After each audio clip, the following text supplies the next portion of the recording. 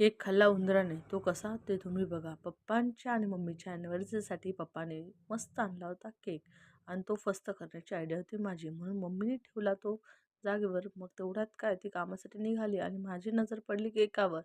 म्हणून खुर्ची घेऊन उभा राहिलो किचनवर. एक बोट खातो, एक मस्त खातो आणि आणि आणि जातो म्हटलं. पण तो केक काय मला सोडेना.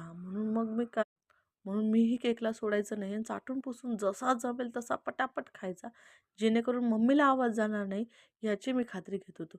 म्हणून मी काय बघितलं, बोटावर लागलेल्या सर्व थोड्याशा एक केक मी खाऊन घेतला. निशाणी मात्र ठेवायची नव्हती.